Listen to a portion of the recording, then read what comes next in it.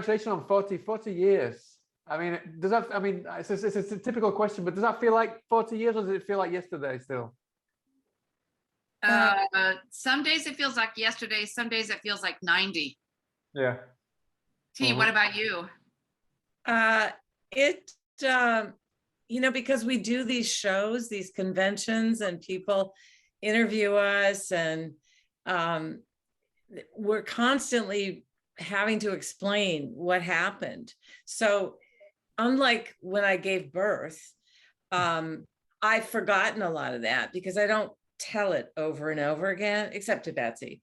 But the movie, I'm constantly repeating what happened. So it does kind of feel like it just happened not that long ago. I mean, I imagine with all of the remake that was about 10 years ago, and then obviously there's the Ash versus Evil Dead. There was a musical. There's been all kinds of. Yeah. And there's a video game coming soon as well. So I mean, all of these things must kind of invoke or revoke memories that kind of all comes flooding back, no? Exactly. In fact, just a couple of years ago, right before COVID, we went to we were invited as guests of honor to the musical where they were producing it. We've done that on Broadway, actually, where they did the musical and we were invited. And in this last production, we were able to go up and surprise the audience as our characters in the middle of the musical. And it was so fun. It really was. I mean, talking of the musical, I mean, the film itself, you were quite shocked yourselves about it. I mean, I think you even felt quite embarrassed about having done the film for a while afterwards, no? So, I mean, seeing it kind of evolve and it eventually turn into this musical must have been kind of crazy for you. Well, step in anytime, BB, if you want. But for me, we were horrified when the movie came out. We all hid it. I didn't have it on my resume. I don't think any of us did. We were absolutely horrified. And then it took about 20 years to get over that. And the popularity and the fame. And Ellen has a story about her daughter bringing home a lunchbox with Ellen's face on it. And you have a good story about that, Betsy, when you were on the PTA. Well, there were people, we had all gone on with our lives. We got married and had children. And one of the stories I like to tell is actually, and we all know that one of the reasons why Evil Dead was such a iconic movie was because of the popularity of the video stores. And I was literally in the video store with my really young children, like 6 and 3, and we were picking out movies for a rainy weekend. And I happened to accidentally go down the horror aisle, and all of a sudden I saw Evil Dead. I went, what? And so out of curiosity, I went up to the front and said, is it possible I could come back sometime without my children and rent Evil Dead? And he said, oh, I don't think so. It's never here. It's always checked out. There's a long, long waiting list for people to rent Evil Dead. And I went, oh. No, it was the woods themselves. They're alive, actually. It surprises me that you say that because, I mean, even someone like Stephen King, who was massive back in the day, he was a big fan of the film and he really kind of helped it kind of get the balls really in motion, no? Oh, I agree. And I know that T and I have told this story at conventions before.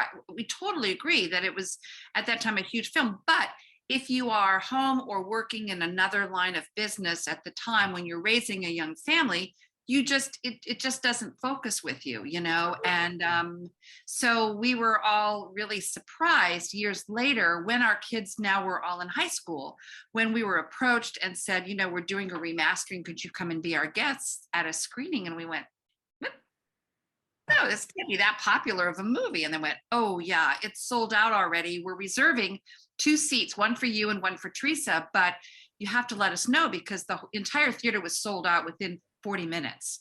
And this was at the Egyptian Theater in Los Angeles, California. And we went and people were around. We couldn't believe it. We really couldn't believe it. We were, and they all wanted our autograph. Yeah. It was shocking. I mean, you said they wanted your autographs, but I mean, people have got great big huge tattoos and all kinds of things of you. So that's just like mind blowing, no? It's very mind blowing. And the funny, humorous part is that we were so offended and so embarrassed by this movie for so long that it's kind of like you just block it out. You just don't even, you don't want to hear about it. You don't know about it. It wasn't on our resumes. And yeah, I mean, because even before going into the film, I know, I think Betsy, before I mean, I think you knew that they were interested in hiring you as to star in the film, but you were kind of dubious and wary about what was going on. And I think you denied to meet them unless it was in a public restaurant or something. Is that true? That's absolutely right. They were very young and very green, as they say, very new in the quote professional film business. And from what I understand, they didn't want to pay the agent, time and energy to have people come into their office. So I agreed to meet them at a restaurant, and I came to the restaurant at 3 p.m, expecting to see these 3 much older gentlemen, maybe in suits and ties, and here they were, these three guys younger than me, that just by a year or so, but they were just in the back corner laughing and giggling, and they were all drinking soft drinks and just horsing around. And that was my first encounter with Sam and Reuben Bross. Sam and Bruce and Rob. Right. And tell Howard how they were like taking the straws and flying the paper at each other. They were literally acting like 7-year-olds at a birthday party. They had all ordered, soft drinks that I don't think any of them were old enough to drink at the time legally. And they had ordered a soft drink with straws, and they were taking the paper off the straws. And that's what I saw when I walked in.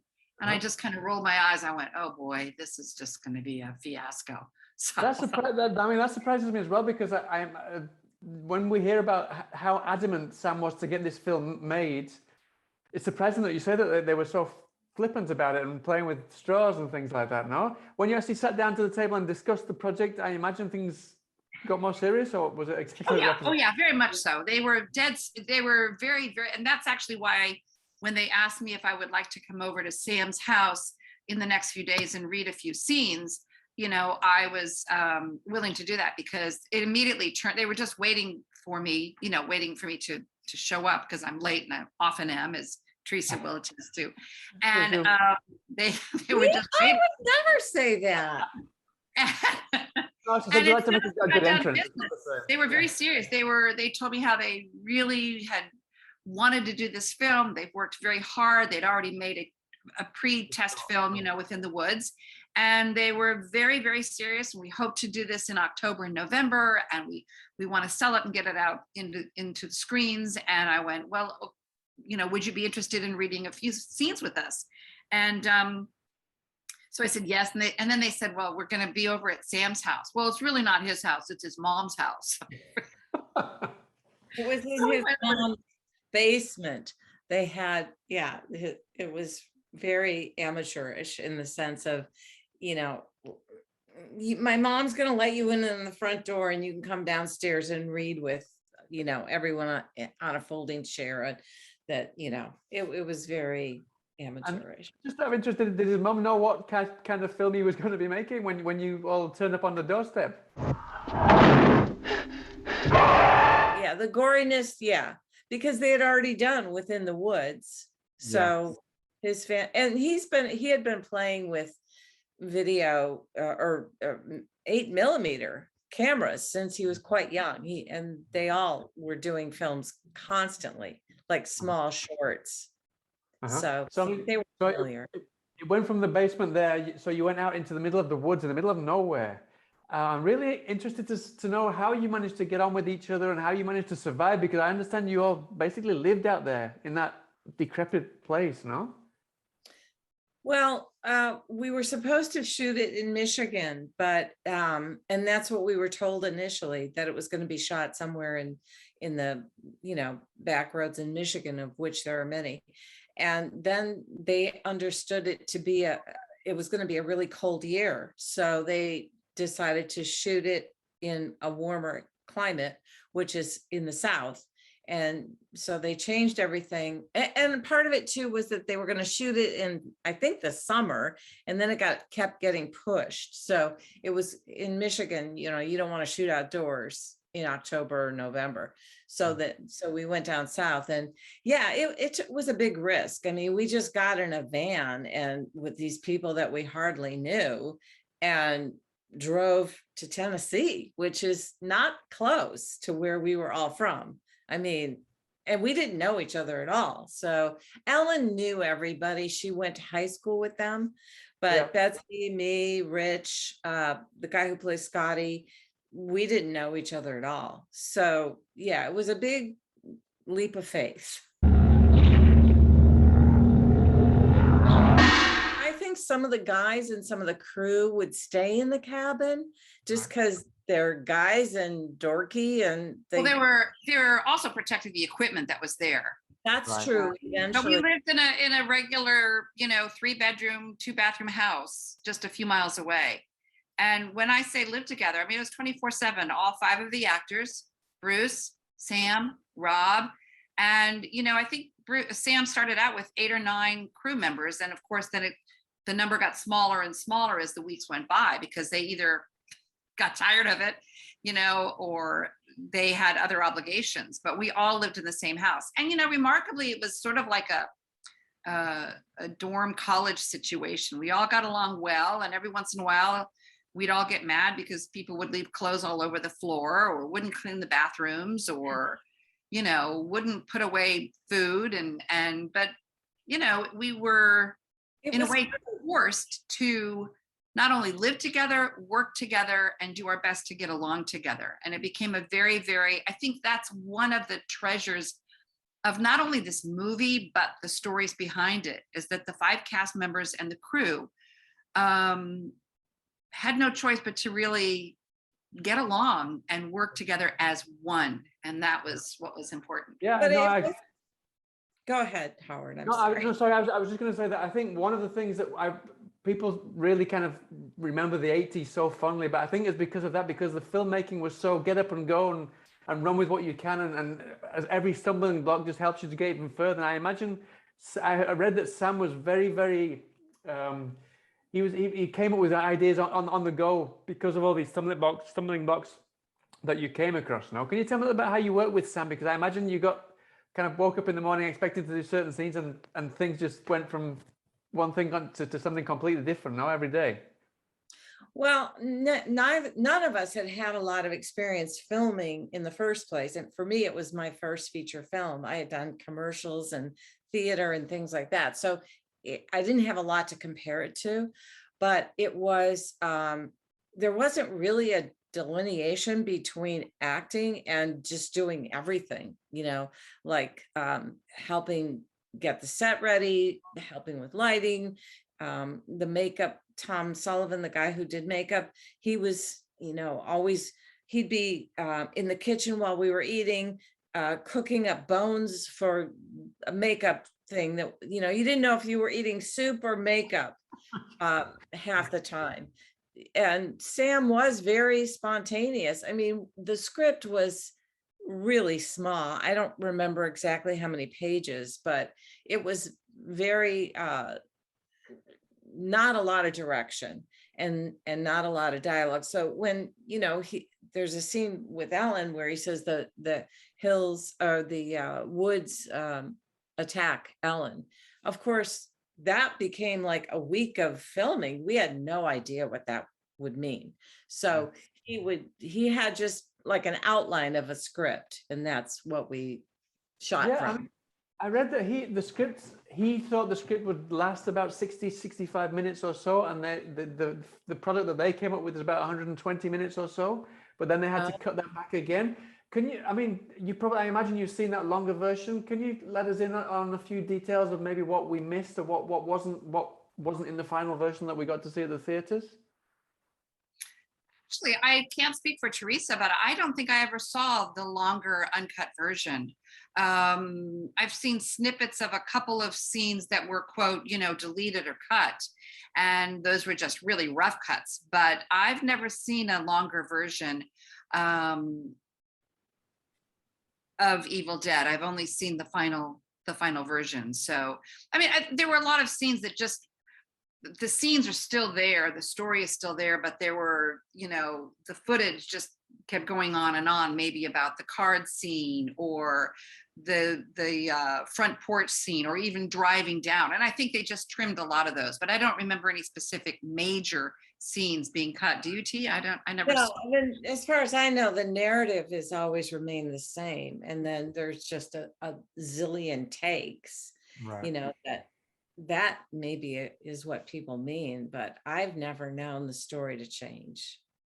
Okay. I But then, think, sorry, go ahead, Howard. Oh, no, it's okay. Carry I on. think what was also interesting is that, in a lot of film and TV today, and even back then, quite frankly, if you had the money and the budget, your actors might be required to be on the set, but only at a certain time. And the rest of the time they were shuttled off, to stay safe and rested and warm in like a trailer or a motorhome or somewhere offset. With 5 actors and maybe a minimum of 5 or 6 crew, we were all together all the time. We had no place to go. There was no budget. We had no other cottage to go to or other cabin to rest and stay warm. So almost everything that was said or decided as to how Theresa's character might, run through the woods or get out of the car, we all heard. We were all collaborative all the time. It was never like, okay, Theresa's coming to the set now, and Theresa, this is what I want you to do. Don't you feel that way, Theresa? We were always there and always listening to everything, or joined in conversation as to if Sam and Bruce would say, well, I think that we should have, the door come down right now. And we would all have, a lot of times Sam would allow us a say in, discussing the scene. He had his vision, no doubt, but there were a lot of times that we were just sitting there waiting for the camera to roll. And so we would, collaborate together. Wouldn't you say that's true, Theresa? I would say that's part of the reason these reunions are so much fun, is because we really were like a group, a family for so long, and we helped each other, especially the 3 women. I mean, living in that house was like living in a frat house. It was all these guys, crazy young, didn't know how to pick up after themselves, and we had our own little, girl thing to protect ourselves. And when there was a shoot with one of us, we all kind of went to protect each other, like, because we didn't know what they were going to pull. I fear that the only way to stop those possessed by the spirits of the book is through the act of bodily dismemberment. You mentioned there obviously the rape scene in the woods. This was something that I think, I mean, you both of you said that you felt ashamed or embarrassed of the film that you'd made. I think Sam, he was very proud of what he'd done, but I think afterwards in hindsight, he felt a little bit he felt that he'd maybe gone a bit too far with that rape scene. Was that kind of feeling on set when he made that decision, or afterwards maybe? Did you discuss that between the 3 of you, for example? Well, you have to know that wasn't anything we filmed. That was all done in post. Oh, right. Okay. Yeah. So when, the vines are crawling up Ellen's legs, we were shooting that with her. We were pulling the vines down her legs. Right. And then the added cut where the limb, strikes.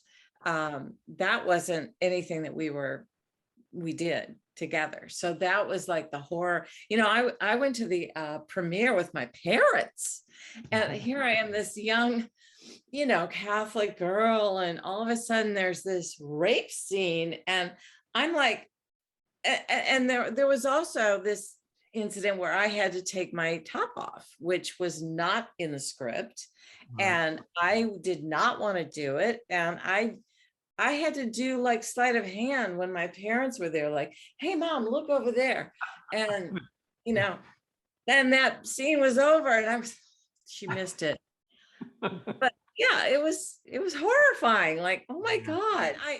As to what you said initially, did Sam ever speak of his feelings about adding that in? And actually he did. Before the three of us started doing these conventions, we were in our 40s or something, and we had a little powwow with Sam, and he said, girls, I'm really sorry about that.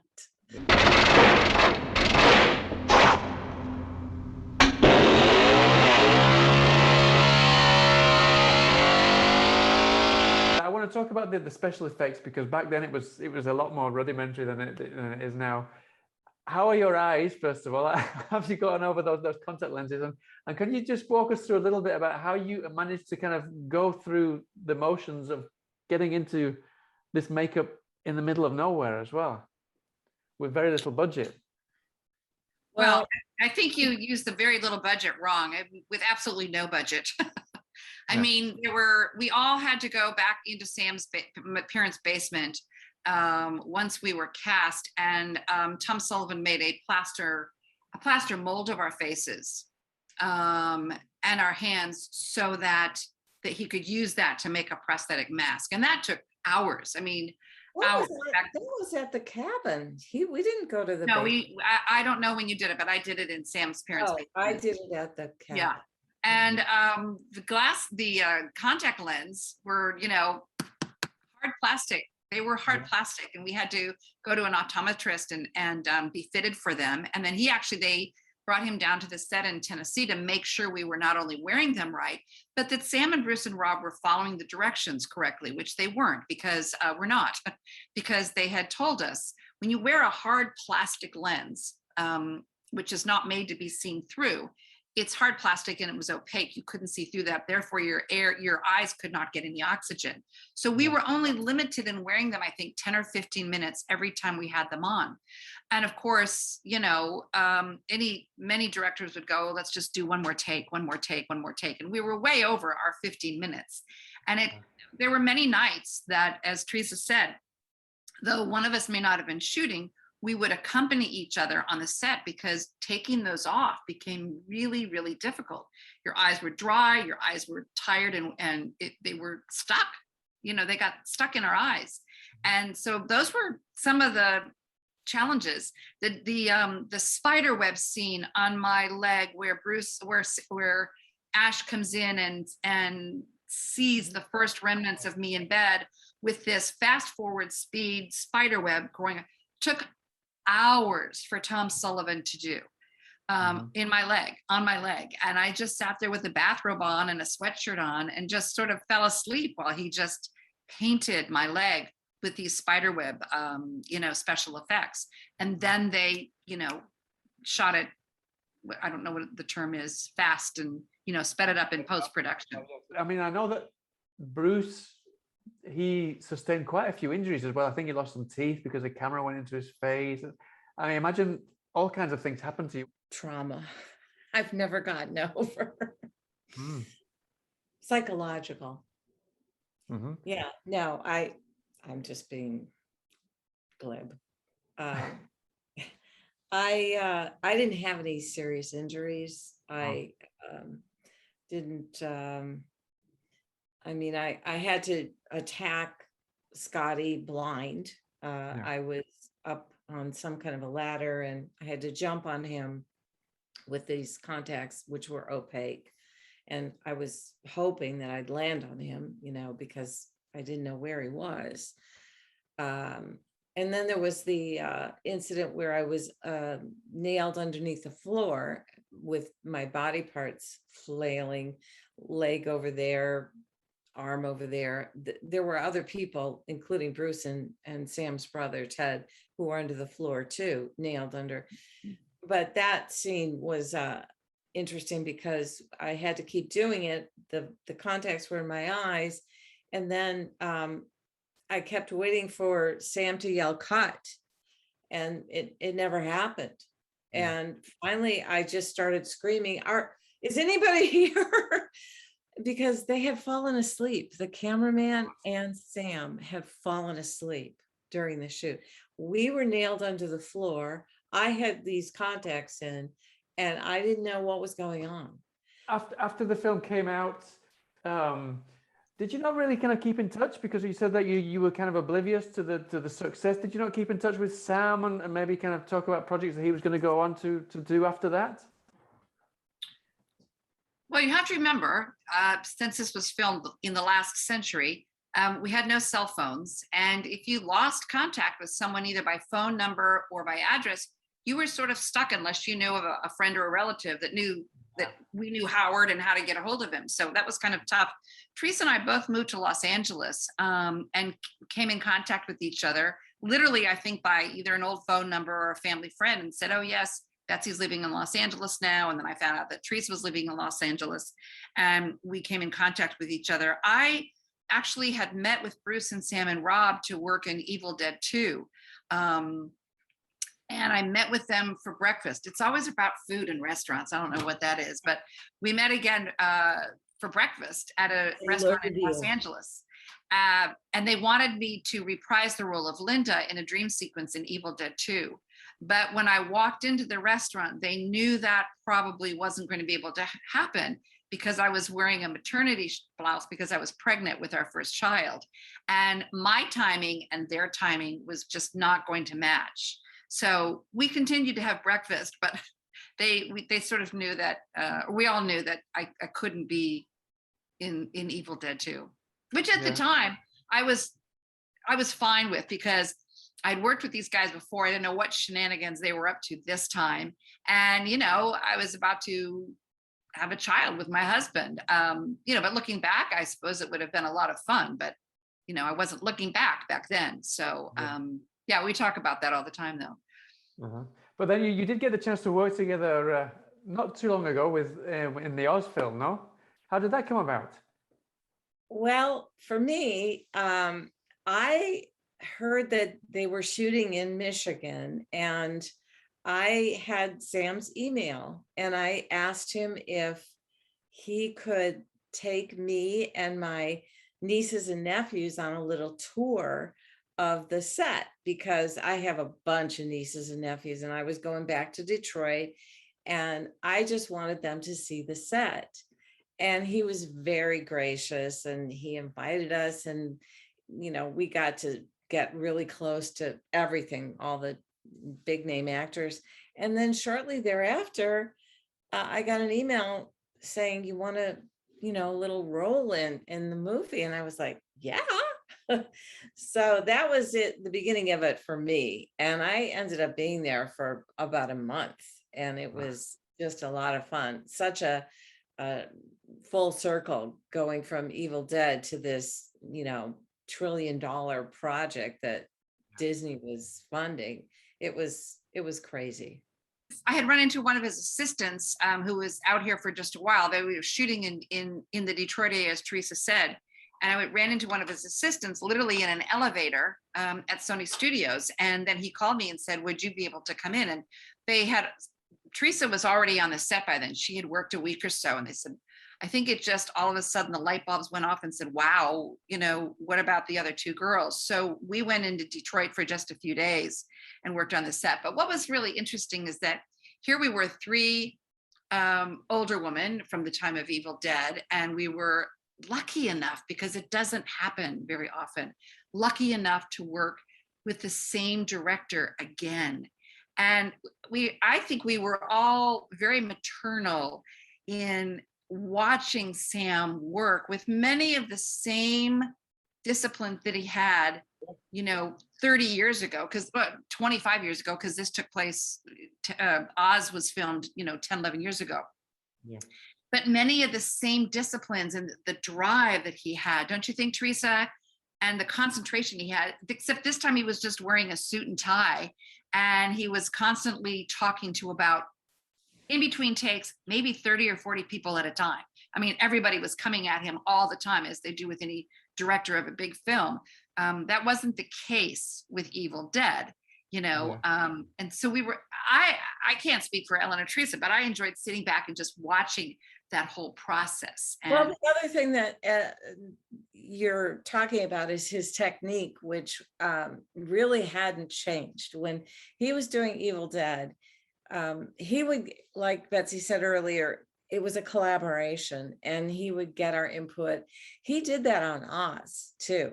He would ask people, what would you say if, you know, there was a witch flying down into the group, and people would just shout out, you know, well, I would say, be careful, and he'd say, let's shoot that.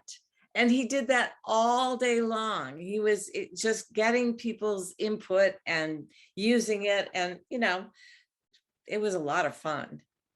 Brilliant. So I mean, just to finish off then, I was reading that obviously the video game's coming out soon. I read that Betsy, your voice is in that. Is that actually something that you've worked on specifically for the video game? Or is that something well, actually, all of our voices, the 5 actors, all of our voices. Yeah. We each spent a day, you know, or a partial day in the studio, reenacting either some scenes or possible scenes, as you well know in any video game, and emotions or sound effects. So we're all in it, and they're using the likeness of all 5 characters. Right. So it's kind of exciting. And of course, then, you know, when you're only saying 1 or 2 words or 1 or 2 grunts every time you're saying something in a video game. So who knows how that will turn out, but we all had that experience. It was great. Is there anything that you can tell us that you're working on now, or will there be any conferences that you'll be attending soon in relation to Evil Dead, for example? Well, I just finished a noir suspense thriller called Abigail, and I am Abigail. So it was a lot of fun, and that'll probably be out by the end of this year. So look for that. Very small budget, young directors, but really solid. So I think it could be a lot of fun. And as far as conferences, we had a couple things going, but then with the pandemic, a lot of stuff just fell apart. So we're hoping to get back out there. We'd love to go to Europe again. We're in discussion with some conventions, and we're always happy to do more. We actually really enjoy going to the conventions. It's actually kind of a connection to the past.